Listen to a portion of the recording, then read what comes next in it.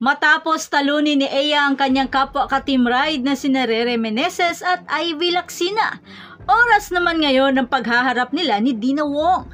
Masusubukan ang diskarteng malupit ni Ea sa laban na ito lalo pat lumalakas ang kupo ng Choco Mucho.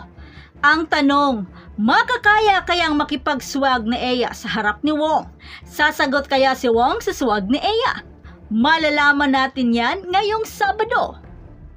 Pero bago pa man ang lahat, huwag mo namang kalimutang mag-subscribe at i-spike ang notification bell para lagi kang updated sa mga valuable ganap. As of November 27, kahit parehong pasok na ang dalawang koponan sa semis, kinakailangan pa rin nilang formal na tapusin ang elimination round at mapag-aralan ang bawat koponan na makakatunggali nila sa semifinals. Sa ngayon, mayroon ng parehong 8 panalo at 1 talong record ang Choco Mucho at Cherry Tigo. At sa December 2 na lamang ang nalalabi nilang mga laban at yan ay sa alas 6 ng gabi na gaganapin sa Iloilo. At ganito naman ang semifinal format. Ito ay isang best of 3 duel kasama ang number 1 seed na makikipaglaban sa number 4 at ang number 2 ay makikipagbakbakan naman sa number 3. At malamang sa malamang, matutunghayan na naman natin ang mainit na bakbakan. Lalo pat ang dalawang koponan ay puro mga palaban. Sila ngayon ang nangunguna bukod sa defending champion na Creamline at naghihintay na lamang kung sino ang huling papasok sa semis. As of November 27, ang Signal sa ngayon ay mayroong 7 panalo at 3 talong record. Habang ang Petrogas ay may 6 na panalo at 4 na ang talong record. Ang PLDT naman ay naghihingalo na mayroong 5 panalo at 4 na ang talong record. Sila naman ngayon ang maglalaban-laban para sa huling pwesto sa semifinals. Pagkatapos matalo ng Choco Mucho ang PLDT sa nakakahingal at napaka-intense na bakbakan, ay eto na rin ang hudyat nila upang makapasok sa semifinals. Hindi rin madali ang napagdaanan ng Flying Titans lalo pat nalagasan sila ng isang core player, pero mas lalo silang naging malakas at mas madiskarte sa bawat laban. Habang ang crossovers ay handa na din.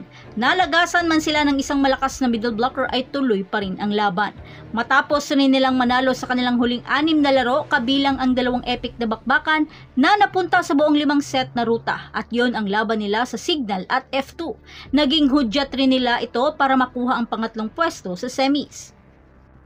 As of November 27, magiging laban ito ng tigre sa tigre dahil kina Ea at Sisi. Ang dalawa ay napasama sa top scorer.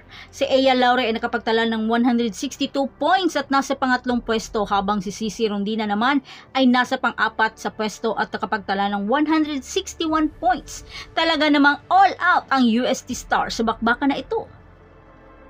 Kung pagbabasihan naman ang top spikers, nasa pang-4 na pwesto si Sisi Rondina at sumunod naman si Ea Laure. Kaya alam na ng dalawang koponan kung sino ang dapat nilang pigilan. Pero pagdating sa top servers, magiging advantage ito ng Cherry Tigo lalo't isa si Ea sa mga top server nila at nasa pangalawa ito sa pwesto.